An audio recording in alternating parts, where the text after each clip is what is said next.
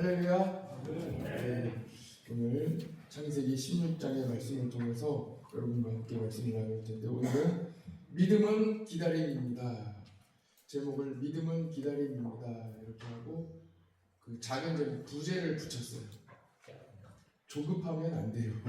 이렇게 부제를 붙였습니다. 같이 한번 해볼까요? 믿음은 기다림입니다. 믿음은 기다림입니다. 조급하면 안 돼요. 조급하면 안 돼요. 왜냐하면 이 믿음은 바라는 것들의 실상이요 보이지 않는 것들의 증거이기 때문입니다. 하나님께서 약속해 주셨는데 전혀 보이지 않아요. 이 약속은 분명히 받았는데 분명히 잘 될 것이고 분명히 자손이 있을 것이고 분명히 하늘의 별과 같이 땅의 모래알과 같이 수많은 자손을 너로 큰 민족을 이루시겠다고 분명히 하나님의 말씀을 들었는데 그럼에도 불구하고 하나도 보이지 않아요. 여러분, 오늘 이 창세기 16장의 말씀을 통해서 우리는 한 가지 물음을 가지고 시작해야 하겠습니다. 어떤 물음이냐면 얼마나 기다려야 할까요? 믿음을 가지고 얼마나 기도해야 할까요? 보통 우리가 어느 정도까지 기다리며 참을 수 있겠습니까? 한 1년 정도 참을 수 있으시겠습니까? 1년 정도 이렇게 약속을 바라고 기다릴 수 있을까요?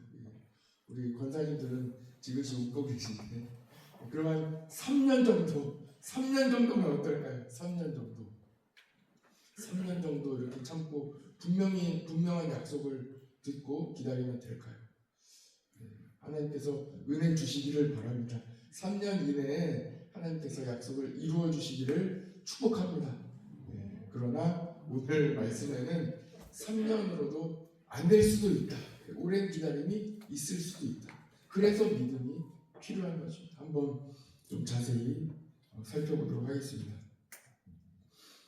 이 믿음의 길을 가다가 어느 정도까지 기다리려고 하는 그 한계가 찰 때가 있어요.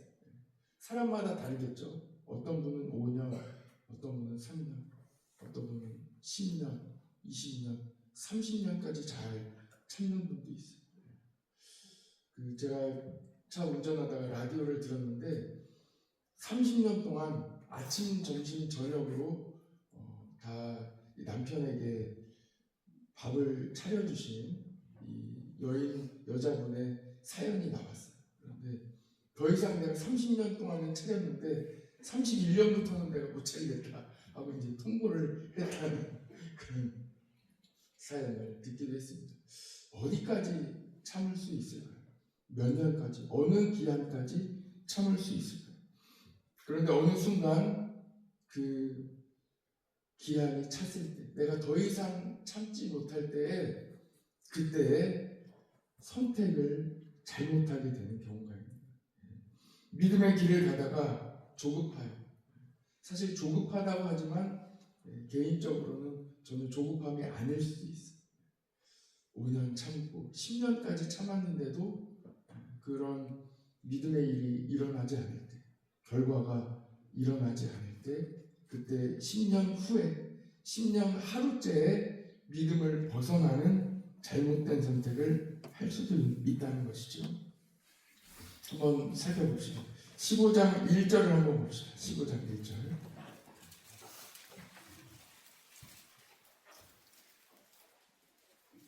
얼마나 긴 시간을 지냈는지 15장 1절.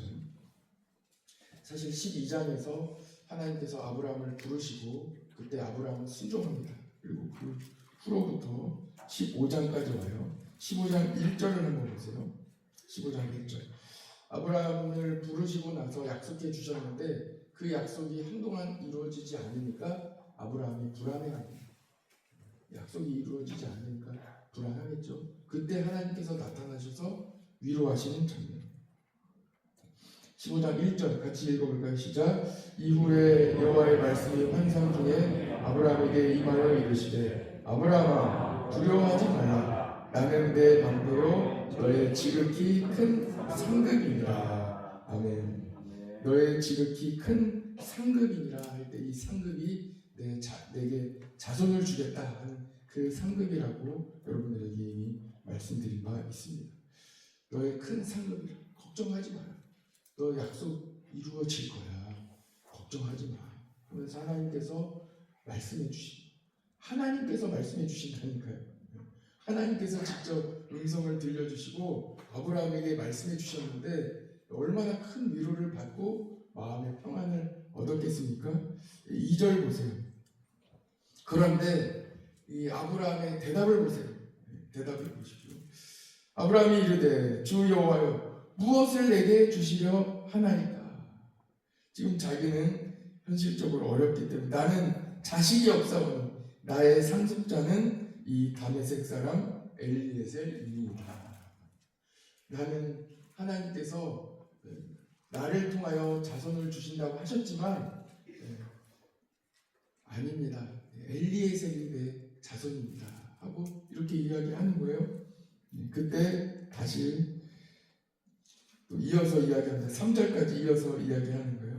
아브라함이 또 이르되 주께서 나에게 씨를 주지 아니하셨으니 내 집에서 길린 자가 낳은 자라는 의미도 있다고 말씀드렸어요. 언어 유희를 하는 거예요. 마치 내 집에서 길렸지만 내 아들과 같은 자, 이 엘리에셀 그가 나의 상속자입니다 하고 이렇게 이야기하는 거예요. 사람이 볼 때는 그것이 믿음으로 보일 수도 있어요. 그렇죠. 하나님께서 주셨다 이렇게 믿을 수도 있어요. 그런데 하나님은 아니라.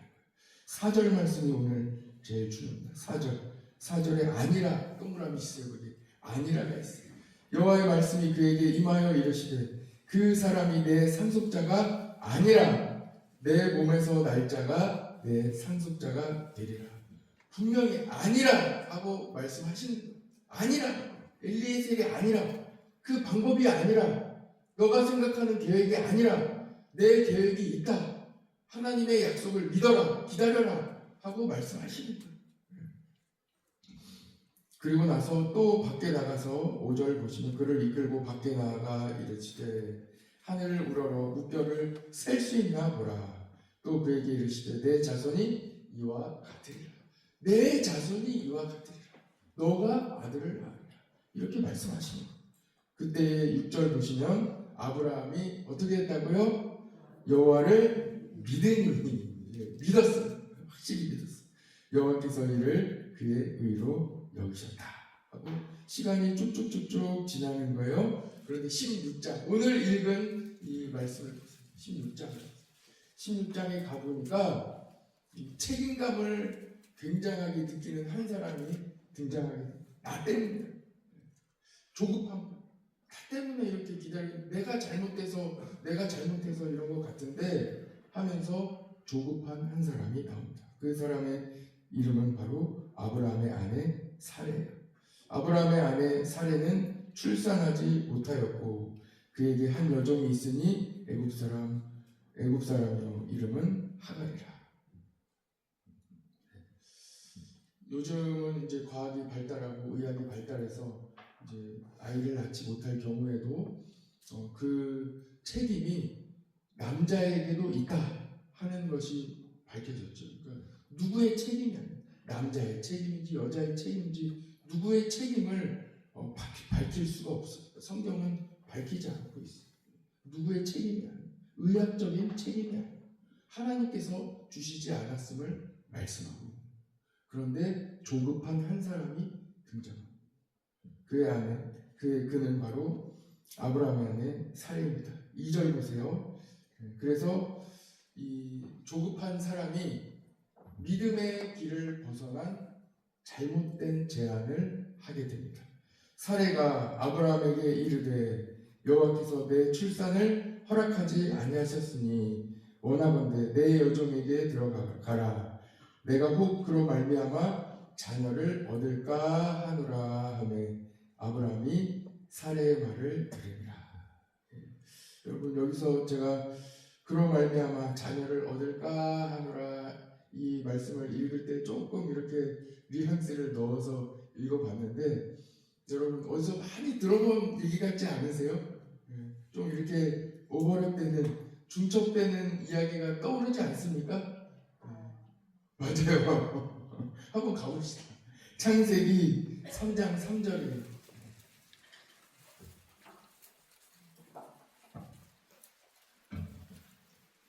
창세기 3장 3절로 한번 가봅시다.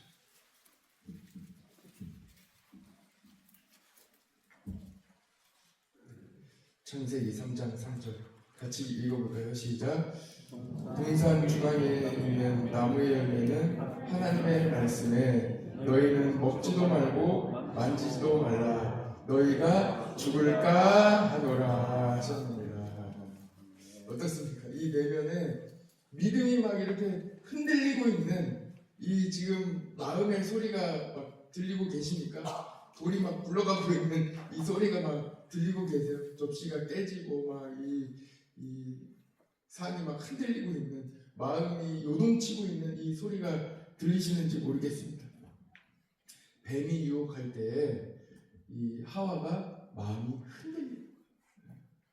반드시 죽으리라 이렇게 말씀하셨는데 이 마음이 흔들리니까 죽을까 하노라 하면서 물음표를 크게 갖게 되는 거죠. 이것에 대하여 여러 번 말씀드린 바 있지만 하나님과의 관계가 잘 회복되어 있다면 기도하는 사람이라면 하나님과 늘 대화의 창구가 열려있는 사람이라면 이렇게 물음표를 가질 필요가 없지. 할까 하노라 하는 이 물음을 누구에게 말씀드리면 되는 거예요? 하나님께 말씀드리면 돼요. 하나님께. 하나님 이런 일이 있는데 내가 어떻게 해야겠습니까? 하나님께 말씀드리면 돼요. 그런데 혼자만 끙끙 앓고 있는 거예요. 다시 돌아가 봅시다. 다시 돌아가. 16장 2절 보시면 내가 혹 그로 말미암아 자녀를 얻을까 하노라. 15장 말씀에 아브라함이 여호와를 믿으니 하나님께서 이를 그의 의로 여기셨다 할 때 하나님께서 어떤 말씀을 주셨습니까? 반드시 너로 큰 민족을 이루고 하늘의 별을 봐라. 이와 같이 너에게 자손을 줄 것이다. 약속해 주신 확실한 약속을 주셨어요. 그런데 지금 믿음이 흔들리는 이 한 사람의 이 고백을 보면 어떻게 이야기합니까? 자녀가 생길까 하노라. 이 얘기는 뭐예요? 생길 수도 있고 안 생길 수도 있다. 이 믿음이 흔들리고 있는 거예요. 얼마나 이 기다림이 있었는지 3절을 보면 우리가 알 수 있습니다. 3절을 같이 한번 읽어봅시다. 시작. 아브라함의 아내 사레가 그 여종 애굽 사람 하갈을 데려다가 그 남편 아브라함에게 첩으로 준 때는 아브라함이 가나안 땅에 거주한 지 10년 후였더라. 이 10년이라는 횟수가 나와 있습니다. 최소한 10년은 기다렸다. 최소한 10년. 이것만으로도 대단한 거예요. 10년을 기다렸어요. 그러나 믿음은 때로 더 긴 기다림이 필요합니다. 보이지 않는 믿음이 큰 사람일수록 더 오랜 시간 기다릴 수 있습니다. 하나님께서 약속하셨는데 10년 동안 아무 일도 일어나지 않았을 때 여러분들은 어떤 선택을 하겠습니까? 그때에도 나의 믿음의 분량이 다 찼을 때에도 여전히 선하신 하나님을 의지하며 믿음의 길로 걸어가시기를 축복합니다. 믿음은 무엇입니까? 보이지 않는 것들의 증거. 보이지 않는 것들의 증거. 보이지 않아요. 그것이 바로 믿음입니다. 이 믿음이 없을 때, 흔들렸을 때, 그리고 믿음의 길을 잘 걸어가다가도 다른 길을 선택했을 때는 어떤 결과가 있는지 오늘 말씀에 잘 나오고 있습니다. 4절 말씀을 보세요. 4절 말씀. 아브라함이 하갈과 동침하였더니 하갈이 임신함에 그가 자기의 임신함을 알고 그의 여주인을 멸시한지라. 그 결과 주객이 전도됩니다. 질서가 깨지는 거예요. 질서에 하나님께서 이 평안을 주시고 가정에 평화를 주시는데 깨지는 거예요. 가정의 평화가 깨지게 됩니다. 하나님이 주신 평안이 깨집니다. 믿음의 길을 벗어나 눈에 보이는 해결을 하게 되면 될 것 같지만 도리어 문제가 생깁니다. 잘 안 되니까 이렇게 하면 될 것 같아요. 그러나 문제가 발생하기 시작합니다. 잘 참고 기다려야 합니다. 아내 사례가 믿음에서 벗어난 제안을 했죠. 여기서 우리가 한 가지만 제가 짚고 넘어가고 싶은 게 있는데 여기서 이렇게 이야기하면 안 돼요. 아내 사례가 믿음에서 벗어난 제안을 했고 하와가 믿음에서 벗어난 제안을 했기 때문에 이것을 가지고 남녀 간의 이 갈등으로 또 그 씨앗을 만들면 안 됩니다. 혹시 부부싸움을 하더라도 또 이렇게 이야기를 하더라도 그렇게 이야기하면 안 됩니다. 왜 그래요? 다 남자들이 따라갔기 때문에 따라간 사람이 더 나빠요. 엄밀히 말하면. 그러니까 누가 옳고 그르다를 따지는 게 아니에요. 이 창세기에서 하시는 말씀은 믿음의 길이에요. 하나님을 믿어. 말씀을 믿고 순종해라. 언제까지? 끝까지. 자기의 그 믿음의 분량의 한계가 다 찼을 때에도 그 한계를 넘어가요. 그것이 믿음이다. 이 세상 사람도 어느 정도는 참아요. 자기의 분량대로는 참아요. 거기까지는 인내해요. 다 인내하고 어느 정도는 참습니다. 그러나 믿음의 사람은 그 한계를 뛰어넘는 거예요. 여기까지 내가 다 참는데도, 여기까지 내가 더 이상 기다릴 수 없는데도 믿음으로 하루 더 참아내는 것이 믿음의 사람. 이것을 말씀하고 있습니다. 그러나 그 믿음의 길에서 벗어났을 때에는 모든 평화가 깨지고 어려움이 시작된다. 그 어려움이 4절에서 6절까지 나와 있거든요. 같이 한번 봅시다. 4절에서 6절까지에 보면 죄의 단어가 나와요. 한번 보세요. 4절에서 6절까지.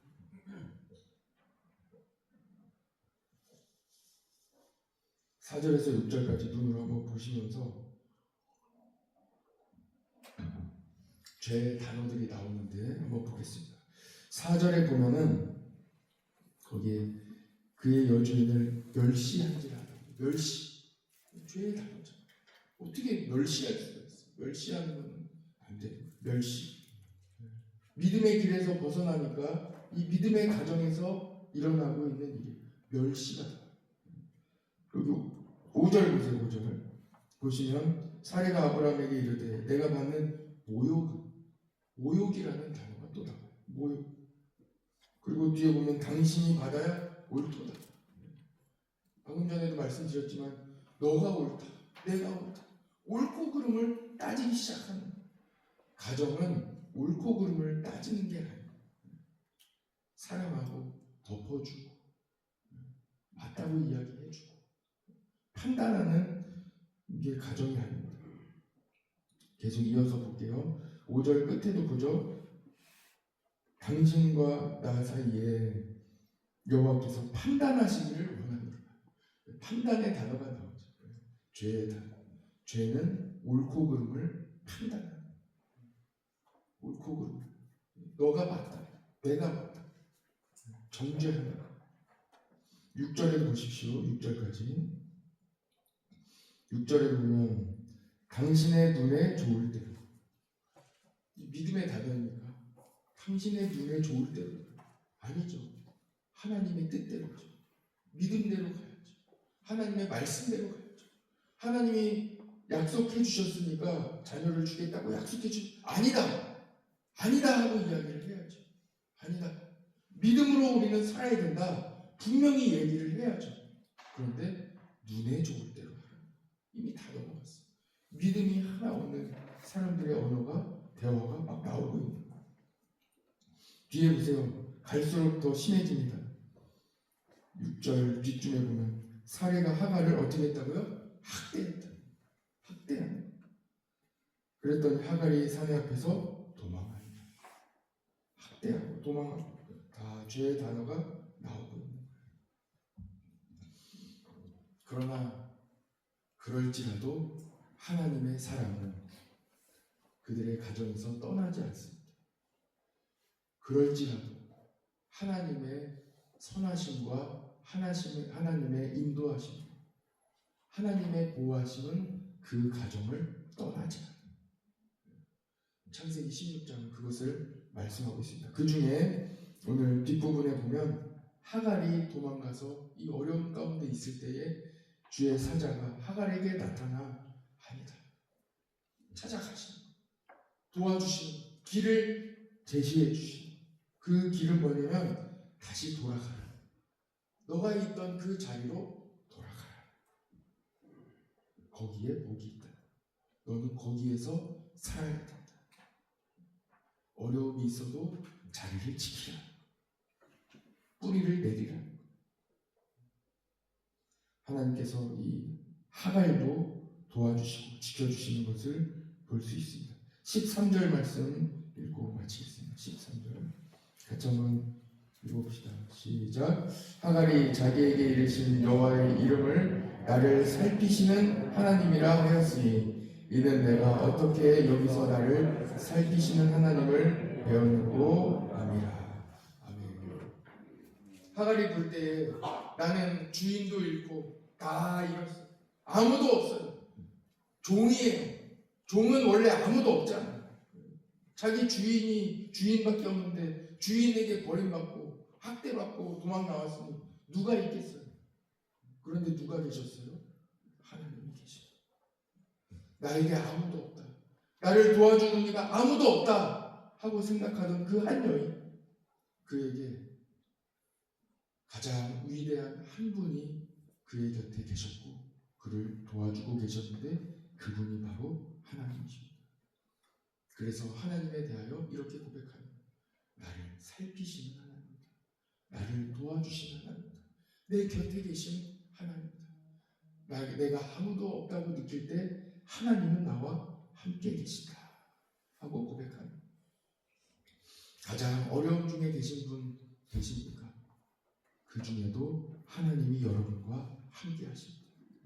치료해 주시고 도와주시고 길을 열어주시고 막막할 때 아무도 나를 도와주는 이가 없다고 생각할 때 하나님께서 여러분과 함께 하심을 믿고 10년이 지날지라도 여러분들의 그 믿음의 분량의 한계가 다 꽉 찼을지라도 보통 사람도 거기까지는 해요.